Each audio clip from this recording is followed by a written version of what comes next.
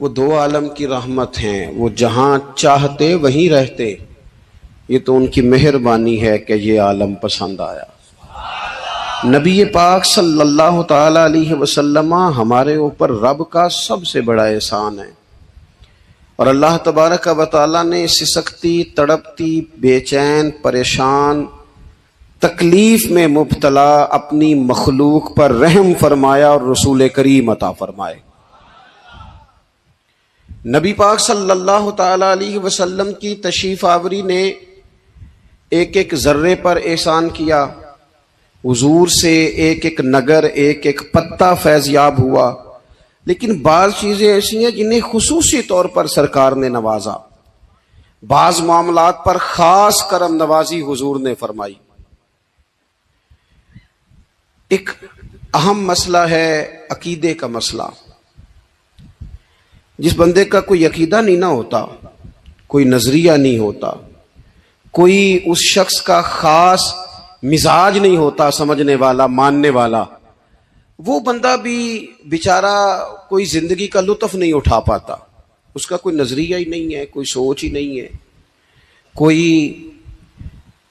اس کی فکر ہی نہیں ہے اس نے کس طرف جانا ہے۔ عقیدہ نہ ہو بندے کا، یعنی دنیا میں معاذ اللہ کچھ ایسے لوگ پائے جاتے ہیں جو سرے سے اللہ تعالیٰ کوئی نہیں مانتے، زندگی کیسے گزرے گی؟ وہ اپنی توجہات کا قبلہ کسے بنائیں گے؟ اور پھر دنیا میں کچھ لوگ ایسے گزرے جو کئی خداؤں کے قائل، کئی، اور پھر اہل عرب کا تو یہ حال کہ 360 بتوں کے سامنے جھکتے۔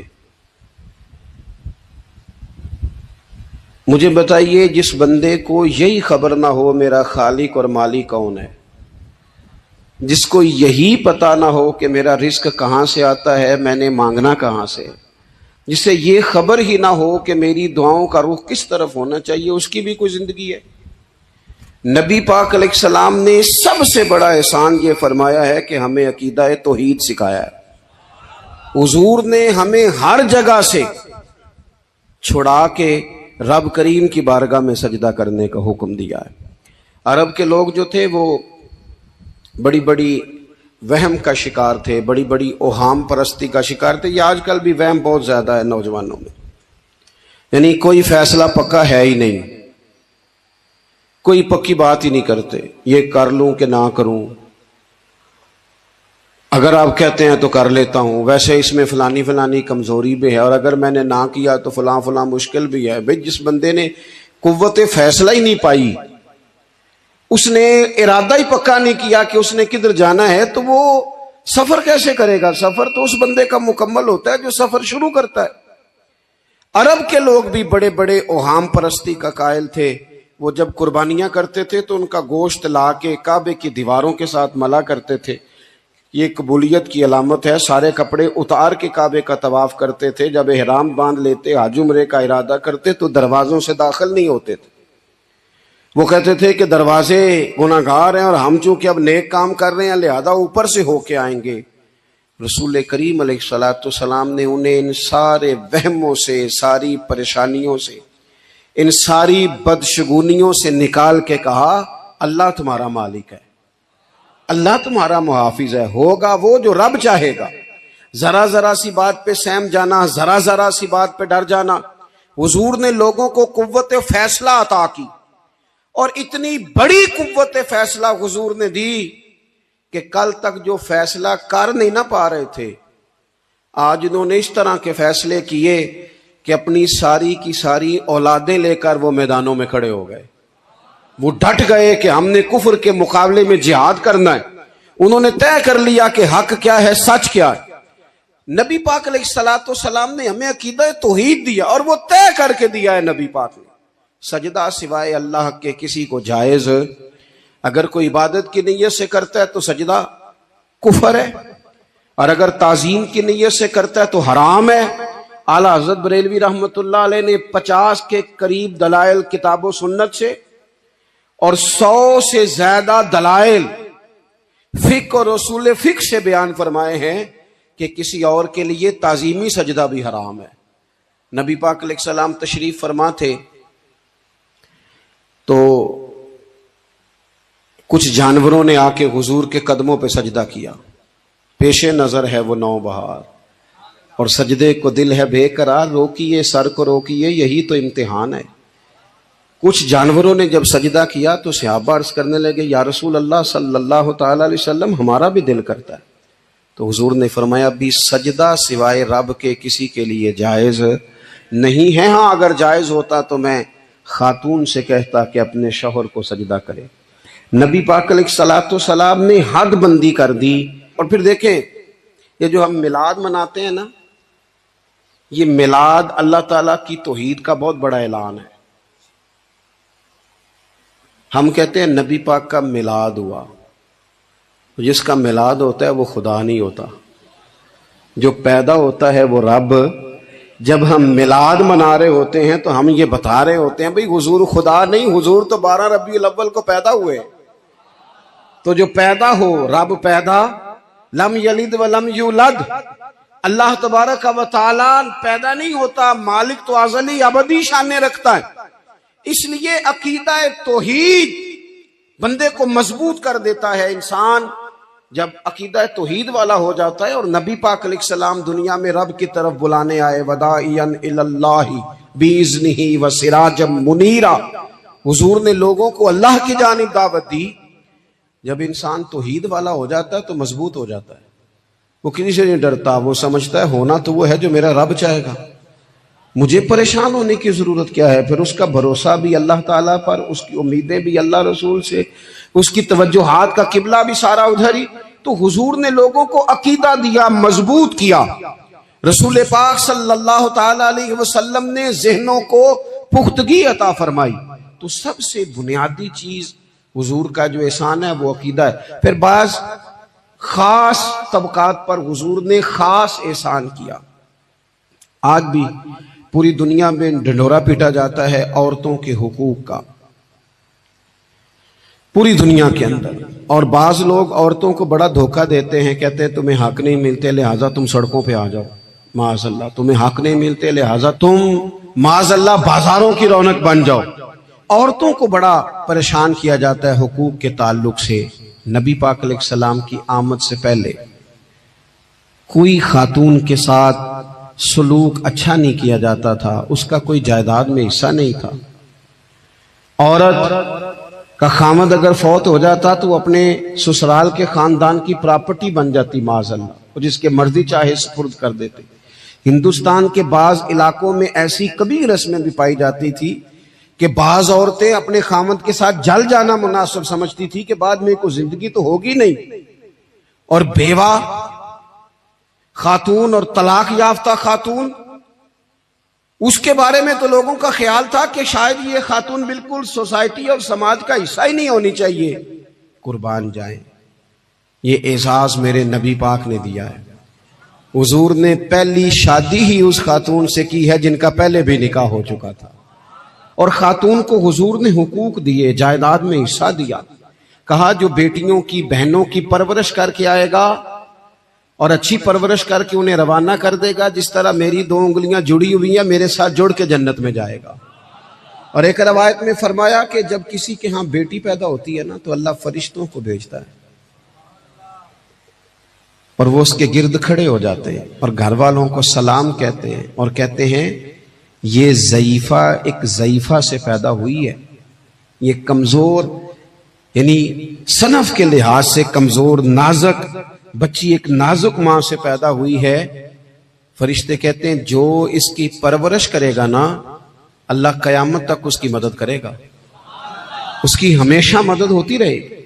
اور نبی پاک صلی اللہ تعالی علیہ وسلم کی خدمت میں آ کے جب خواتین نے کہا تھا نا یا رسول اللہ، ہمارے تو دین دنیا کے معاملات میں مردوں کے تعلق سے کمزوری ہے، کئی دن تو ہم ویسے نماز نہیں پڑھ سکتی مہینے میں، کئی دن تو ہم ویسے عبادات کے قریب نہیں جا سکتی، جہاد پہ ہم نہیں جاتی، گواہی ہماری مردوں کے برابر نہیں، تو یا رسول اللہ صلی اللہ علیہ وسلم ہمارا بھی کوئی اعزاز ہے؟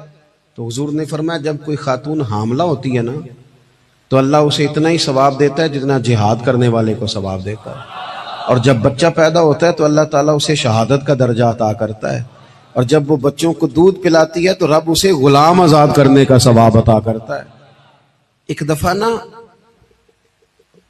نبی پاک صلی اللہ تعالی علیہ وسلم کی خدمت عالی مرتبت میں حضرت عائشہ صدیقہ رضی اللہ تعالی عنہ نے ایک واقعہ عرض کی حضور آج میرے ساتھ عجیب معاملہ ہوا، میں گھر میں اکیلی تھی تو ایک خاتون 2 بیٹیوں سمیت آئی۔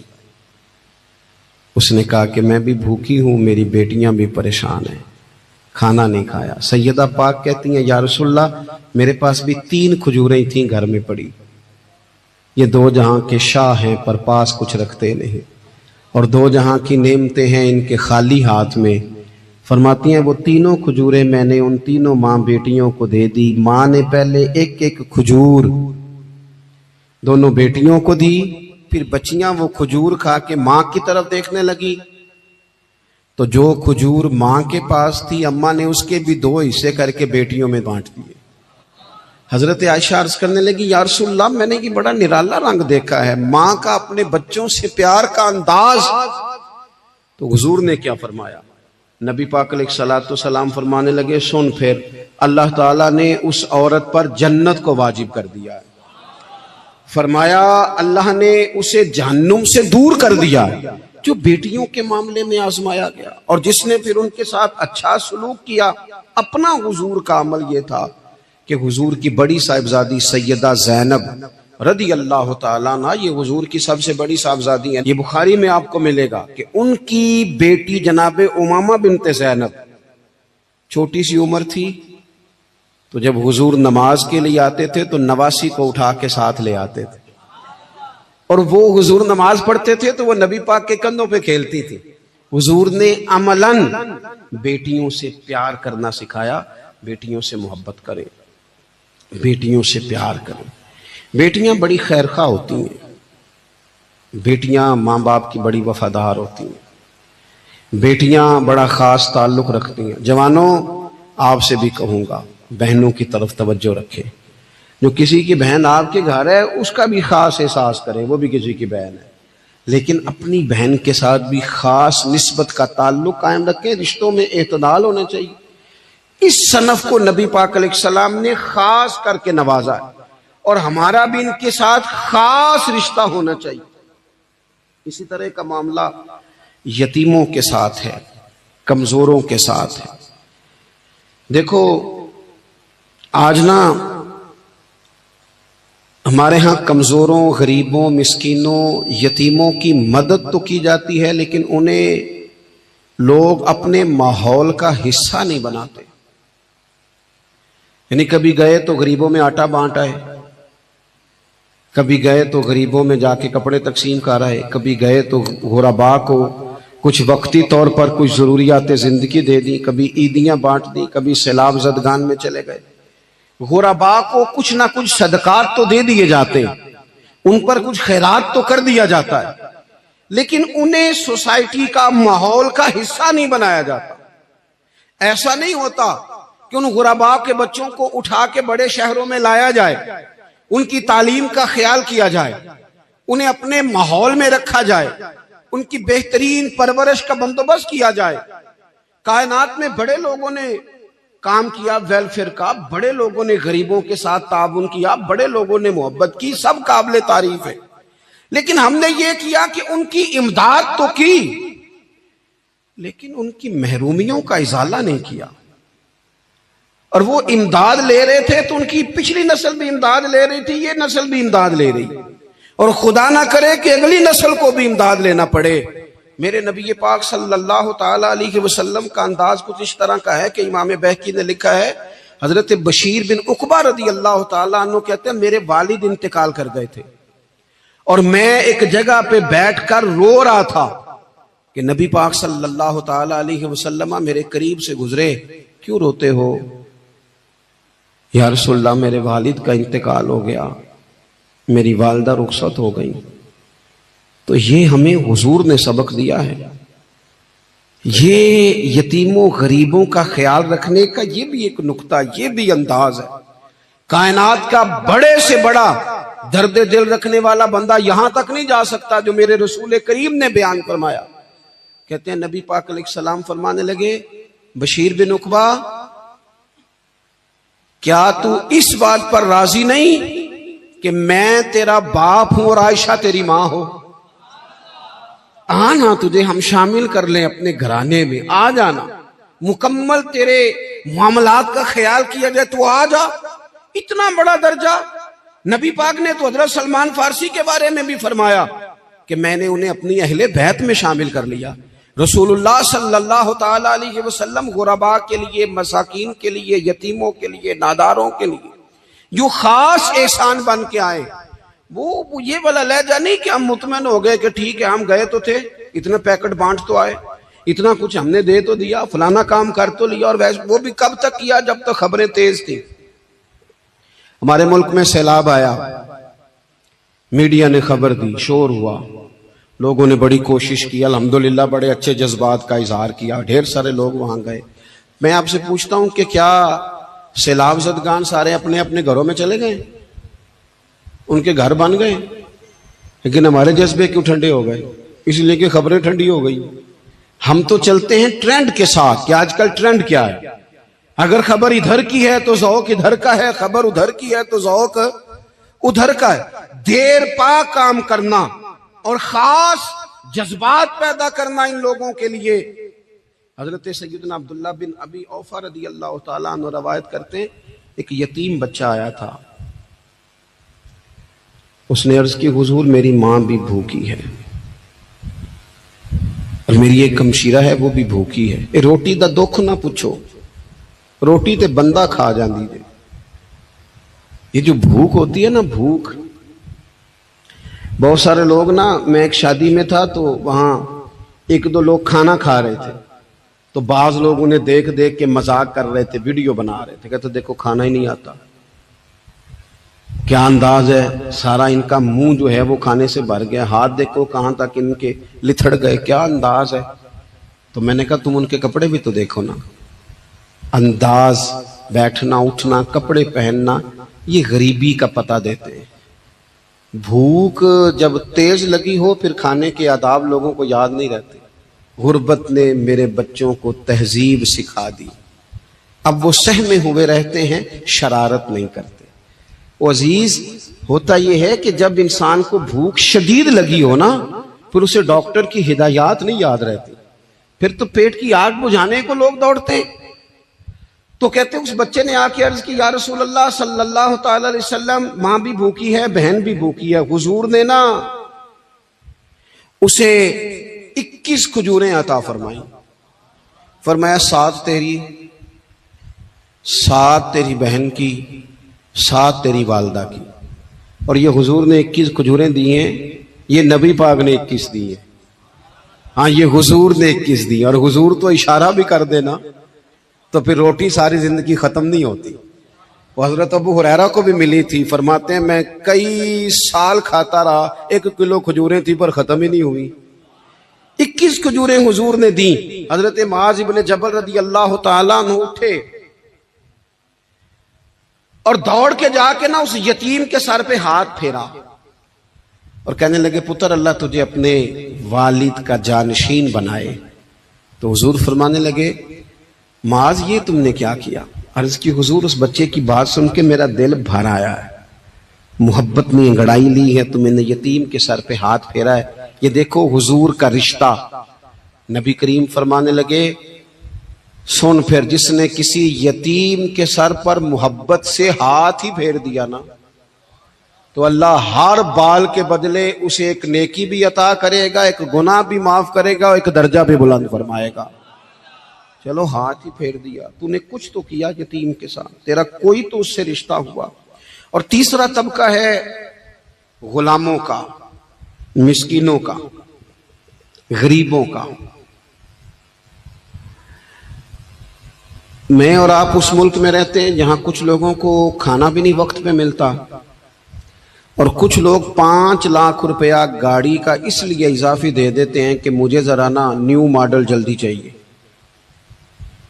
یعنی ایک طرف ملک کی حالت یہ ہے کہ بعض لوگوں کے پاس پیسے نہیں ہیں کہ بچوں کی فیس بھر سکے، لیکن دوسری طرف حال یہ ہے کہ نئے ماڈل کا موبائل اگر مارکیٹ میں آتا ہے تو وہ ختم ہو جاتا ہے، ملتا ہی نہیں، وہ شارٹ ہو جاتا ہے۔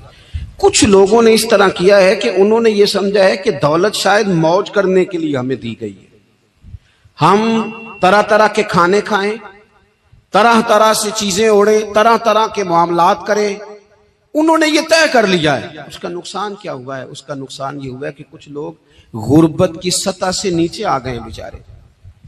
نبی پاک کا جو احسان ان غریب لوگوں پر ہے، حضور علیہ السلام کے پاس نا حضرت عبداللہ ابن عمر روایت کرتے ہیں اور طبرانی میں موجود ہے، حضور کے پاس نا 10 دینار تھے۔ ہمارے پاس بھی پیسے ہوتے ہیں نا،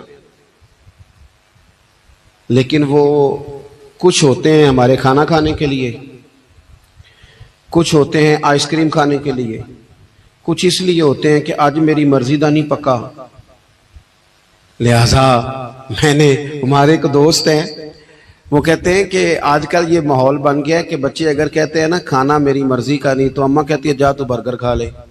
کہتے ہیں ہمارے دور میں یوں نہیں ہوتا تھا، اگر ہم کہتے تھے نا کھانا میری مرضی کا نہیں تو پھر ہمیں ڈبل چیز کھانے کو ملتی تھی، ایک مار بھی کھانا پڑتی تھی اور وہ کھانا بھی کھانا پڑتا تھا۔ اور پھر کچھ پیسہ لوگوں نے صرف اس لیے سنبھال کے رکھا ہوا ہے کہ جو اضافی چیزیں ہیں نا، اضافی، میرا ویسے تجربہ نہیں ہے اور نہ میں نے زیادہ گہرائی سے دیکھا ہے، بس مجھے بتایا گیا ہے، اور پتہ نہیں اب بات درست ہے کہ نہیں، مجھے بتایا گیا ہے کہ پہلے لڑکیاں بیوٹی پارلر جاتی تھی، اب سنا ہے لڑکے بھی جاتے ہیں۔ اب خدا جانے یہ بات سچ ہے کہ غلط ہے۔ یہ جو اضافی اخراجات ہیں نا، یہ اگر ہم تھوڑے سمیٹ لیں، یعنی مولا علی شیر خدا کرم اللہ تعالی وجہہ الکریم مزدوری کر کے نکلے تو 2 کلو کھجوریں تھیں، حضور بس فرمانے لگے 1 کلو میرے بچے کھائیں گے اور کلو مدینے کے غریب بچے کھائیں گے، یعنی کل 2 کلو ظاہری طور پر کھجوریں ہیں، اس میں بھی دوسروں کا حصہ۔ ہمارے پاس جو مال آتا ہے، اگر تھوڑا سا نا ہم اسے یہ نہ سمجھ لیں کہ میرا ہی حق ہے، کسی کو اس میں سے ایک لقمہ بھی نہیں ملنا چاہیے، اگر ہم تھوڑا سا نا دل کشادہ کرے تو 3 لوگوں کا کھانا 4 بھی کھا سکتے ہیں، 4 کا کھانا 5 بھی کھا سکتے ہیں، 6 کا کھانا 7 کا کھانا 10 بھی کھا سکتے ہیں۔ شرط یہ ہے کہ دل کشادہ ہو، دل دریات سمندروں ڈونگے، کون دلاں دیا جانے، تھوڑی سی نا کشادگی پیدا کی جائے۔ حضرت عبداللہ ابن عمر کہتے ہیں نبی کریم علیہ السلام کے پاس نا 10 دینار تھے، ویسے تو کائنات ہی میرے نبی کی مٹھی میں ہے، لیکن ظاہری طور پر 10 دینار تھے۔ حضور ایک دکان پہ گئے، 4 دینار کا حضور نے ایک جوڑا خریدا، کپڑے خریدے، وہ قمیض حضور نے پہنی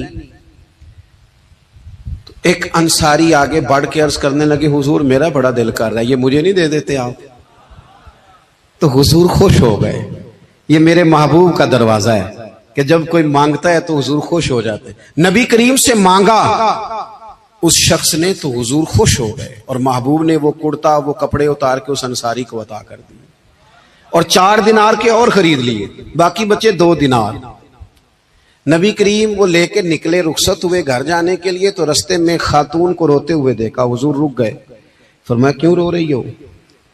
عرض کرنے لگی یا رسول اللہ صلی اللہ تعالی علیہ وسلم میں فلاں آدمی کی کنیز ہوں، نوکرانی ہوں، اس نے آٹا لینے بھیجا تھا 2 دینار کا، وہ 2 دینار گم ہو گئے، حضور نے 2 دینار اسے عطا کر دیے، وہ دیے تو وہ پھر رو رہی تھی، فرمایا اب کیوں روتی ہو؟ کہنے لگی یا رسول اللہ ڈرتی ہوں دیر بڑی ہو گئی یا مار ہی نہ پڑے۔ تو حضور نے فرمایا چل نہ، میں تیرے ساتھ چلتا ہوں۔ حضور ان کے گھر گئے، وہ اہل ایمان کا گھر تھا جن کی وہ کنیز تھی، جا کے کہا السلام علیکم، اندر سے جواب ہی نہیں آیا، پھر فرمایا السلام علیکم، کوئی جواب ہی نہیں آیا۔ محبوب کا طریقہ مبارکہ تھا 3 دفعہ دستک، پھر واپسی، تیسری دفعہ کہا السلام علیکم تو وہ سارے بول پڑے وعلیکم السلام یا رسول اللہ، حضور ماں باپ قربان۔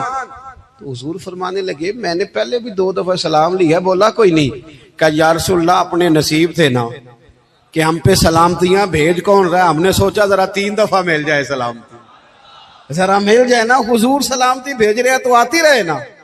تو محبوب کریم علیہ الصلوۃ والسلام فرمانے لگے یہ تمہاری کنیز وہاں کھڑی رو رہی تھی، اس بیچاری کے 2 دینار گم ہو گئے تھے، اسے دوبارہ سامان لاتے کچھ دیر ہو گئی، اس پر سختی نہ کرنا، مارنا نہ۔ غلام کہنے لگے حضور اس خاتون کے قربان جائیں جو ہمارے کریم رسول کو ہم جیسے غریبوں کے گھر تک لے آئی ہے، مارنا کیا، ہم اسے آزاد کرتے ہیں، یہ آزاد ہے اللہ کی رضا کے لیے۔ یہ دیکھو یہ میرے نبی پاک کا انداز ہے۔ حضور نکلے تو جناب عبداللہ ابن عمر فرماتے ہیں رسول کریم فرمانے لگے شکر ہے اللہ تعالیٰ کا 10 دینار تھے، ایک انصاری نے بھی قمیض پہن لی، میں نے بھی قمیض پہن لی، اور رب نے ایک کنیز کو آزاد بھی فرما دیا۔ یہ انداز ہمیں نبی کریم نے دیا ہے کہ ہم اپنے دولتوں میں، اللہ کی عطاؤں میں غرباء کو، قریبیوں کو، رشتہ داروں کو، بہن بھائیوں کو تھوڑا شریک کر لیں، تاکہ وہ جو آسودگی اللہ نے ہمیں دی ہے اس میں سے دوسروں کو بھی کچھ نفع ملے۔ اور ایک بات آخر میں آپ کی خدمت میں یہ عرض کرنی ہے کہ جو زیر دست لوگ ہوتے ہیں نا، غلام، ملازم، نوکر، آپ اپنی زندگی کے مسائل دیکھ لیں، جن لوگوں کے پاس لاکھوں آتا ہے، کبھی ہزاروں آنے لگ جائے تو پریشان ہو جاتے ہیں، تو جن کے پاس صرف سینکڑوں ہوتے ہیں، تو ایسا تو نہیں کہ آپ ہی ٹینشن میں ہیں اور آپ ہی کو غصہ آتا ہے، وہ بیچارہ کبھی نوکر بھی تو ٹینشن میں ہو سکتا ہے نا، ملازم کو بھی تو کبھی ٹینشن ہوتی ہے نا، اس کے ساتھ بھی تو مسائل وابستہ ہے نا۔ حضرت سیدنا ابو مسعود انصاری رضی اللہ تعالیٰ عنہ بیان کرتے ہیں کہ مجھے اپنے غلام پہ غصہ آیا تو میں اسے مار رہا تھا، نبی کریم تشریف لے آئے، حضور نے ایک جملہ کہا تو میں رو پڑا۔ حضور فرمانے لگے جتنا اختیار تجھے اس پر حاصل ہے نا، اس سے کہیں بڑھ کر رب کو تیرے اوپر اختیار حاصل ہے، لہٰذا اللہ سے ڈر، اس کے معاملے میں اللہ سے ڈر۔ اور پھر حضور تو صرف غلام نہیں، جانوروں کے حق تک کا خیال فرماتے۔ ایک جگہ تشریف لے گئے تو اونٹ آپ کے پیروں پہ سر رکھ کے رویا، نبی کریم نے اس کی پشت پہ ہاتھ پھیرا، فرمایا اس کے مالک کو بلاؤ نا۔ جب وہ آیا تو کیا ارشاد فرمایا؟ فرمایا تو اس کے معاملے میں اللہ سے نہیں ڈرتا؟ اس نے شکایت کی ہے کہ تو اس کی طاقت سے زیادہ بوجھ ڈالتا ہے، چارہ اور پانی بھی وقت پر نہیں دیتا۔